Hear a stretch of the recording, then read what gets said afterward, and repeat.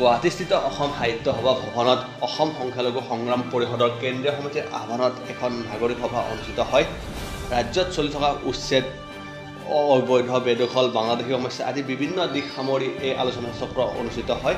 উক্ত সভাত ৰাজ্যৰ বহুকেইগৰাকী বিশিষ্ট ব্যক্তিৰ লগতে বহুকেইটা দল সংগঠনৰ নেতৃত্ব অংশগ্ৰহণ কৰি তেওঁলোকৰ মতামত পোষণ কৰা পৰিলক্ষিত হয়।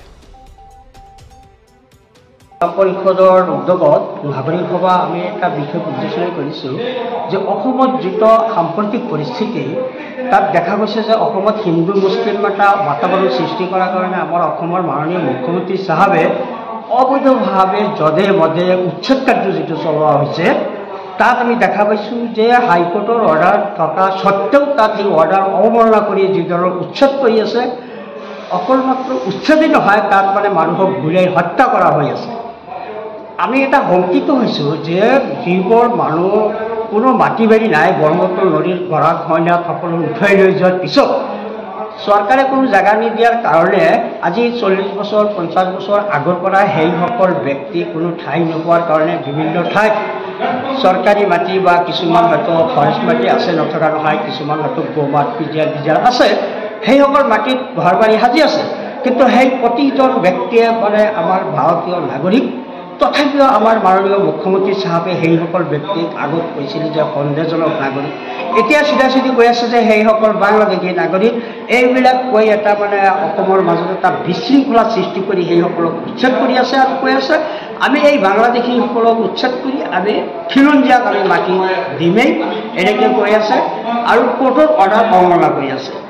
লগে লগে দেখা পাইছোঁ যে এইজন মাননীয় মুখ্যমন্ত্ৰীয়ে আমাৰ ভোটাৰ তালিকা যিটো 26ৰ নিৰ্বাচন আহিব তাৰ আগতে মানে ৰিভিজন কৰিব ভোটাৰ তালিকা, এইটো এটা হুমকি দি আছে, কৈ আছে আমি ৰিভিজন কৰিম, তাত বহু সংখ্যালঘু মানুহৰ নাম কৰ্তন কৰা হ'ব।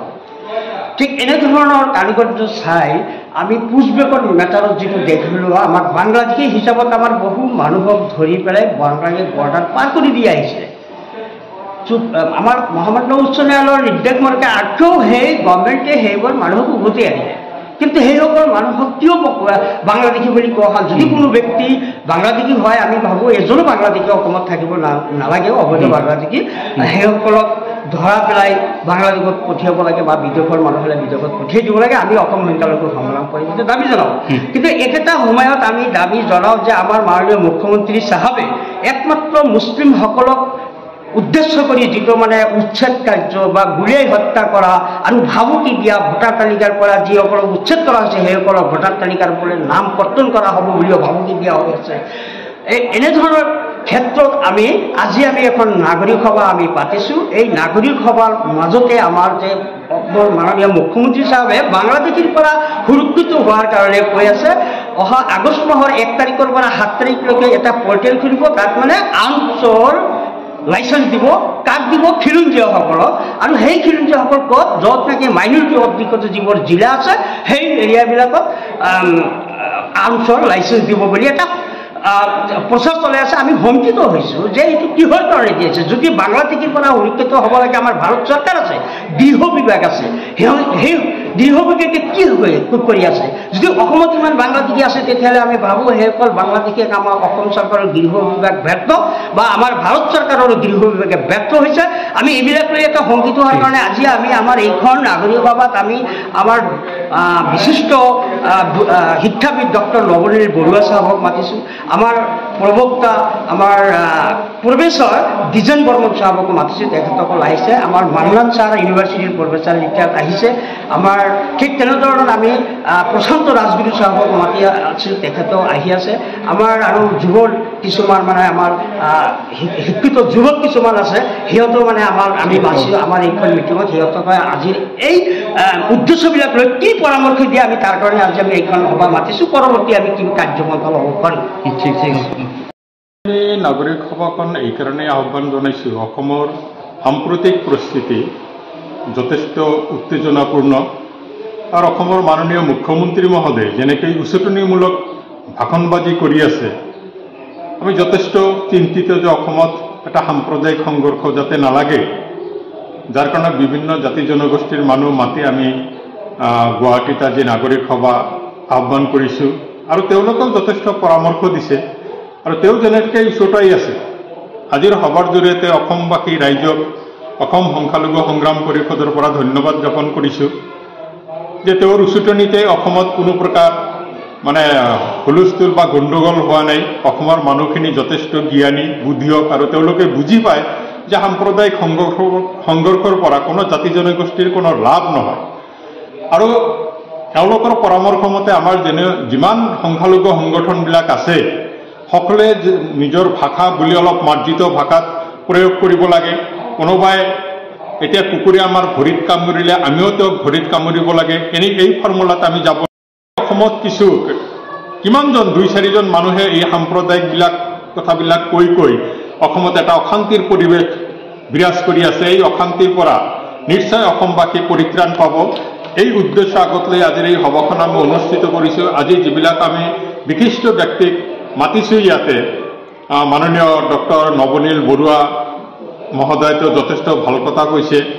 আমি আকাশ দলেক মাতিছোঁ, আমাৰ ইয়াতে অধ্যাপক দ্বিজেন বৰ্মন ছাৰ আছে, retired professor Abdul Mannan sir আছে। গোটেইখিনিয়ে যিবিলাক পৰামৰ্শ আমাক দিছে তেওঁলোকৰ পৰামৰ্শবিলাক আমি সন্মুখত ৰাখি আগন্তুক দিনত আগুৱাই যাম বুলি আশা ৰাখিছোঁ। আৰু সেই যাত্ৰাত আমাৰ এই জনগোষ্ঠীটোক আমি যথেষ্ট সাৱলীলভাৱে যদি আন্দোলনৰ প্ৰয়োজন আছে আমি ভদ্ৰ ভাষাত গণতান্ত্ৰিকভাৱে কৰিম। লাঠি জং লৈ আৰক্ষী প্ৰশাসনক দলিয়াই আমি আন্দোলন কৰিব নালাগে, এইটো আমাৰ কাৰণে যথেষ্ট ক্ষতিকাৰক। যিমান ভাল পৰামৰ্শ আমাৰ আগত আজি দাঙি ধৰা হৈছে এই গোটেইখিনি পৰামৰ্শ আমি সন্মুখত ৰাখিহে আগন্তুক দিনত আমাৰ অসমৰ আমি বিভিন্ন জাতি জনগোষ্ঠীৰ কাৰণেই হয়তো চেষ্টা কৰোঁ, কিন্তু বিশেষকৈ বৰ্তমানৰ এই পজিশ্যনত অসমৰ বিশেষকৈ ধৰ্মীয় সংখ্যালঘুখিনিক যথেষ্ট অত্যাচাৰ কৰা হৈছে। ইভেকশ্যন বিভিন্ন জাতি জনগোষ্ঠীৰ হৈছে, কিন্তু আমাৰ মানুহখিনিক ইভেকশ্যনটো লৈ অলপ বেছি প্ৰচাৰ হৈ আছে। মাননীয় মুখ্যমন্ত্ৰীয়েও বেছি প্ৰচাৰ কৰি আছে। আচৰিত লাগে, অসমৰ মুখ্যমন্ত্ৰী ডাঙৰীয়াই বিভিন্ন ধৰণৰ কথা কয়। তেওঁ যেতিয়া হাছিলাত উচ্ছেদ হ'ল তাতে গৈ তেওঁ ক'লে এইবিলাক বংগীয় মূলৰ মুছলমান। মোৰ মনত পৰে তেওঁ এইটোৱেই অলপ ভাল কথা কৈছে তেওঁৰ মুখ্যমন্ত্ৰীত্বৰ কালত, যে এটা সত্য কথা কৈছে তেওঁ যে হয় বংগীয় মূলৰ মুছলমান শিকিব। নলবাৰীত ইভেকশ্যন হ'ল তেতিয়া তেওঁ কৈ দিলে এইবিলাক সন্দেহযুক্ত বিদেশী। যেই মাত্ৰ আপোনাৰ লখিমপুৰ কৃষ্ণাই আপোনাৰ চাপৰত যেতিয়া ইভেকশ্যন হ'ল তেওঁৰ চিধাই কৈ দিলে এইবিলাক বাংলাদেশী মুছলমান। তেওঁ বাংলাদেশী মুছলমান, তেওঁ এজন মুখ্যমন্ত্ৰী, তেওঁ বাংলাদেশী মুছলমান হয়নে নহয় তেওঁ এইবিলাক মানে নিজে মুখ্যমন্ত্ৰী হৈ পোৱাটো একেবাৰে অসাংবিধানিক। তেওঁ ভাৰতৰ সংবিধানৰ শপত খাই যে মুখ্যমন্ত্ৰী হৈছে, সংবিধানক তেওঁ প্ৰত্যেকটো কথাতে অপমান কৰি আছে। আৰু এই অপমান কৰাৰ কাৰণে তেওঁক আমি গৰিহণা জনাইছোঁ অসম সংখ্যালঘু সংগ্ৰাম পৰিষদৰ পৰা, যাতে এনেকেই মানে সংবিধান বিৰোধী কথা এজন মুখ্যমন্ত্ৰীৰ গাদীত বহি তেওঁ যাতে বাৰে বাৰে এইবিলাক গাই নুফুৰে, এই আহ্বান তেওঁৰ প্ৰতি জনাইছোঁ। তেওঁ ইদানিং যিটো খিলঞ্জীয়া ভূমিপুত্ৰক বন্দুক দিব খুজিছে, উইপন্সৰ লাইচেন্স দিব খুজিছে, এইটো যে খুব ভাল লক্ষণ অসমৰ কাৰণে। এইটো কেতিয়াও নহয়। তেওঁ গৃহমন্ত্ৰী হয়, তেওঁলোকৰ কিহৰ নিৰাপত্তাৰ অভাৱ হৈছে?